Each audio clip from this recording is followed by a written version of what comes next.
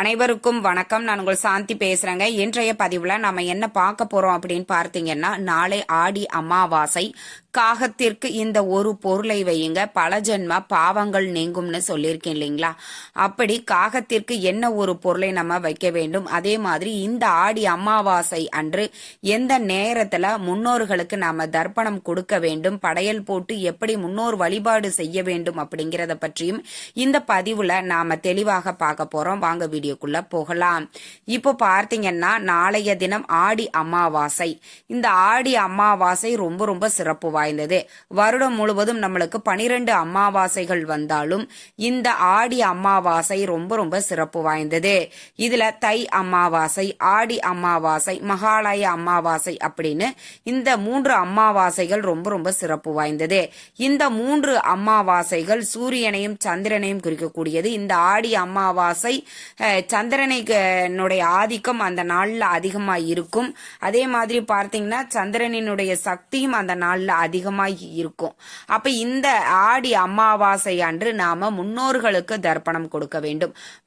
நம்ம ரொம்ப நாளா ரொம்ப வருஷமா நம்ம முன்னோர்களுக்கு எந்த தர்ப்பணமும் திதியும் கொடுக்காதவர்கள் கூட இந்த ஆடி அமாவாசை அன்று முன்னோர்களுக்கு விரதம் இருந்து தர்ப்பணம் கொடுத்து அவர்களுக்கு படையல் போட்டு நாம வழிபட்டோம் அப்படின்னா முன்னோர்கள் சாபம் நீங்கும். அதே மாதிரி பார்த்தீங்கன்னா முன்னோர்களினுடைய ஆசீர்வாதம் நம்மளுக்கு கிடைக்கும். கண்டிப்பா ஆடி அமாவாசையை எக்காரணத்தை கொண்டும் தவற விடாதீர்கள். ரொம்ப ரொம்ப சக்தி வாய்ந்தது. இது வியாழக்கிழமையோடு நம்மளுக்கு இந்த அமாவாசை வருவது மிக மிக சிறப்பானது. இப்படி நாம நம்மளுடைய முன்னோர்களை வழிபாடு செய்வதற்குரிய நாளாக இந்த ஆடி அமாவாசை திகழ்கிறது. அப்படி இந்த ஆடி அமாவாசையில காலையில பார்த்தீங்கன்னா உங்களுக்கு 6 மணியிலிருந்து 7:30 மணி வரைக்கும் யமகண்டம் இருக்குது. இந்த நேரத்துல நீங்க தர்ப்பணம் கொடுக்க கூடாது.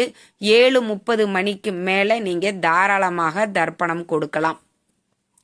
7:30 மணிக்கு மேல நீங்க தர்ப்பணம் கொடுத்துட்டு, ஏன்னா இது கடற்கரைகள்ல தான் தானமாக இந்த எள்ளும் தர்ப்பணமும் இறைத்து முன்னோர்களுக்கு தர்ப்பணம் கொடுக்கக்கூடிய வழக்கம். உங்க ஊர்கள்ல நதிக்கரை ஓரத்துல போய் பார்த்தீங்க அப்படின்னா கண்டிப்பா அங்க இந்த முன்னோர்களுக்கு உண்டான தர்ப்பணத்தை கொடுப்பாங்க. நீங்க பிராமணர்கிட்ட இந்த தர்ப்பணம் கொடுத்துட்டு அவங்களுக்கு பார்த்தீங்க அப்படின்னா அவங்க கிட்ட நம்ம பிராமணர்கிட்ட ஆசீர்வாதம் வாங்கணும் இல்லைங்களா? அப்ப நீங்க தட்சணை கொடுப்பீங்க இல்லையா? அந்த தட்சணையோடு பச்சரிசி, வெல்லம், சேப்பங்கிழங்கு இந்த மாதிரி பொருட்களை வச்சு அதற்கு மேல தர்ச்சனை வச்சு நீங்க பிராமணர்களுக்கு கொடுங்க. அதுக்கப்புறம் பார்த்தீங்கன்னா நம்ம வீட்டுல படையல் போட்டு முன்னோருக்கு வழிபாடுகள் செய்யணும். இத படையல் நம்ம நிறைய பேர் கேட்குறீங்க, பூஜை அறையிலேயே நம்ம போடலாமா அப்படின்னு. நான் பொதுவா இதுக்கு தனியா ஒரு பதிவு கொடுத்துருக்கிறேன். பூஜை அறையில முன்னோர்களினுடைய படத்தை நம்ம வைக்க கூடாது. தனியாதான் நம்மளுடைய முன்னோர்கள் படம் இருக்கணும். என்னதான் நம்மளுக்கு கடவுளுக்கு இணையாக நம்மளுடைய முன்னோர்களை பார்த்தாலும் கடவுள் வேறு, நம்மளுடைய முன்னோர்கள் வேறு தான். அப்ப தெற்கு திசை பார்த்து உங்க வீட்டுல எது படையல் போடுறதுக்கு வசதியா இருக்குதோ அந்த இடத்த தேர்வு செஞ்சுக்கோங்க. தெற்கு பார்த்து உங்களுடைய முன்னோர்கள் படத்தை வச்சுக்கோங்க. நீங்க வஸ்திரம் வாங்கியிருக்கிறீங்க அப்படின்னா புடவைகள், வேஷ்டி எல்லாம் வச்சுக்கோங்க. வச்சுட்டு ஒரு தளவாழை இலை போட்டு அவங்களுக்கு பிடித்த உணவுகளையும் சமைத்து, நான் ஏற்கனவே இந்த ஆடி அமாவாசையில ஒரு விசேஷமான 4 காய்கறிகளை சமைத்து நீங்க படையல் போடுங்க அப்படின்னு தனியா ஒரு பதிவு கொடுத்துருக்கிறேன். பார்க்காதவங்க அதையும் செக் பண்ணி பார்த்து அந்த காய்கறிகளை சேர்த்து நீங்க சமைச்சுக்கோங்க. அவங்களுக்கு பிடிச்சதையெல்லாம் நீங்க சமையல் செய்து படையல் போட்டு, இதுல குறிப்பாக பெண்கள் சமையல் செய்யும் பொழுது நம்மளும் விரதம் இருக்கணும் முன்னோர்களுக்காக அப்படின்னு நீங்க பட்னியா இருந்து இதை செய்யவே கூடாது. ஆண்கள் தான் இந்த முன்னோர்களுக்கான விரதத்தை மேற்கொள்ள வேண்டும். பெண்கள் நன்றாக சாப்பிட்டு சந்தோஷமா நீங்க சமையல், அந்த வழிபாட்டிற்கு உண்டான சமையலை நீங்க செய்யணும்.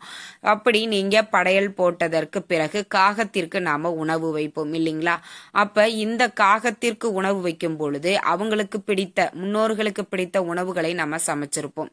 அதோடு சேர்த்து இப்ப நான் சொல்லக்கூடிய இந்த ஒரு பொருளையும் சேர்த்து நீங்க காகத்திற்கு வைங்க. என்ன ஒரு பொருள் அப்படின்னா கருப்பு எள்ளு.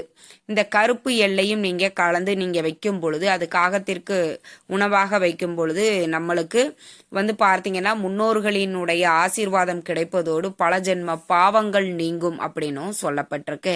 அப்ப கட்டாயம் நீங்க பார்த்தீங்கன்னா அந்த கருப்பு எல்லை மேலால தூவி விட்டு அதுக்கப்புறம் நீங்க போய் காகத்திற்கு உணவு வையுங்க. நிச்சயம் முன்னோர்களினுடைய ஆசீர்வாதம் உங்களுக்கு பரிபூர்ணமாக கிடைப்பதோடு முற்பிறவிலும் இப்பிறமையிலும் தெரிந்தோ தெரியாமலோ செய்த பாவங்கள் அனைத்தும் நீங்கும் அப்படின்னும் சொல்லப்பட்டிருக்குது. அதே மாதிரி பார்த்தீங்க அதுக்கப்புறம் நீங்க காகத்திற்கு உணவு வைத்த பின்பு நீங்க அந்த படையில் போட்ட சாப்பாட்டை ஆண்கள் தாராளமாக சாப்பிட்டு கொள்ளலாம். அதற்கு அடுத்தது நாம இந்த ஆடி அமாவாசையில பசுமாட்டிற்கு நிறைய தானங்கள் நம்ம செய்யணும். அப்படி நாம ஒரு 3 பொருட்கள் நான் உங்களுக்கு சொல்றேன். இதுல நீங்க எது வேணாலும் கொடுத்துக்கலாம். முதல்ல நாம பார்க்கப்படுவது என்னன்னா பச்சரிசி, அந்த பச்சை பயிறு இருக்குது இல்லைங்களா, அது வெல்லம். இது 3ம் நல்லா ஊற வச்சுக்கோங்க. இந்த பச்சரிசியும் பச்சை பயிரையும் ஊற வச்சுட்டு நாட்டு சக்கரை கலந்து அதை கொண்டு போய் உங்க கையால பசுமாட்டுக்கு கொடுக்கும் பொழுது கண்டிப்பா உங்களுடைய வறுமைகள் தரித்திர நிலைகள் நீங்கி முன்னோர்களின் ஆசீர்வாதத்தோடு உங்களுடைய குடும்பம் முன்னேற்றம் அடையும். இன்னொன்று பார்த்தீங்கன்னா அகத்திக்கீரை. முன்னோர்களுக்காக நாம கொடுக்கக்கூடிய இந்த அகத்திக்கீரையை ஒரு கட்டு வாங்கிட்டு போய் உங்க கையால பசுமாட்டிற்கு உணவாக கொடுங்க. இன்னொன்னு என்ன அப்படின்னு பார்த்தீங்கன்னா வாழைப்பழம். இந்த வாழைப்பழத்துல கருப்பு எள்ளு இருக்குது பாத்தீங்களா, அதையுமே இந்த வாழைப்பழம், வெல்லம், கருப்பு எள்ளு இது 3ஐயும் மிக்ஸ் பண்ணி நீங்க பசுமாட்டிற்கு உணவாக கொடுங்க.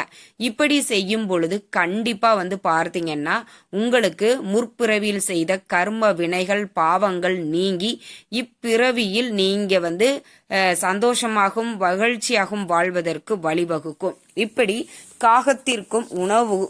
காகத்திற்கும் நம்ம பசுமாட்டிற்கும் உணவு வைக்கும் பொழுது இந்த ஒரு பொருளை சேர்த்து வைங்க. அதுவும் பசுமாட்டிற்கு நான் 3 பொருட்களை சொல்லியிருக்கேன்.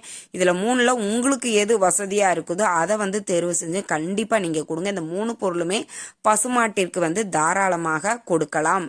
அதே மாதிரி இந்த ஆடி அமாவாசையில பார்த்தீங்கன்னா நம்மளுடைய முன்னோர்கள் பூலோகத்திற்கு அவர்களின் சந்ததிகளை பார்த்து ஆசீர்வாதம் செஞ்சுட்டு போவாங்க அப்படிங்கிறது ஐதீகம். அப்ப கண்டிப்பா நாம தர்ப்பணம் கொடுத்து முன்னோர் வழிபாடு அப்படிங்கிறது செய்ய வேண்டும்.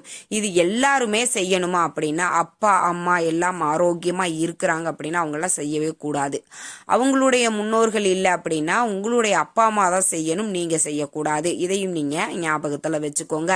இந்த ஆடி அமாவாசை அன்று முன்னோர் வழிபாடு எவ்வளவு சிறப்பு வாய்ந்ததோ அதே மாதிரி குலதெய்வ வழிபாடும் மிக மிக சிறப்பு வாய்ந்தது. அமாவாசை அன்று குலதெய்வ வழிபாடு செய்வது அற்புதமான பலன்களை உங்களுக்கு கொடுக்கும். உங்களுடைய குலதெய்வம் கோவிலுக்கு சென்று பொங்கல் வைத்து அங்க நீங்க அங்க ஏதாவது நம்மளுக்கு திருவிழா நடக்குது இல்ல வேறு ஏதாவது உங்களுடைய குலதெய்வத்திற்கு தேவையான பொருட்களை வாங்கி கொடுத்து குலதெய்வத்தை வழிபாடு செஞ்சுட்டு வருவது இன்னுமுமே உங்களுக்கு கூடுதல் பலனை அளிக்கும். கண்டிப்பா இந்த தகவல் உங்களுக்கு ரொம்பவுமே பயனுள்ளதாக இருந்திருக்கும்னு நினைக்கிறேன். வீடியோ பிடிச்சிருந்தா லைக் பண்ணுங்க, ஷேர் பண்ணுங்க, கமெண்ட் பண்ணுங்க. இந்த பதிவை உங்களுடைய உற்றார் உறவினர்கள் நண்பர்களுக்கும் ஷேர் பண்ணுங்க, அவங்களும் பார்த்து பயன்பெறட்டும். நன்றி, வணக்கம்.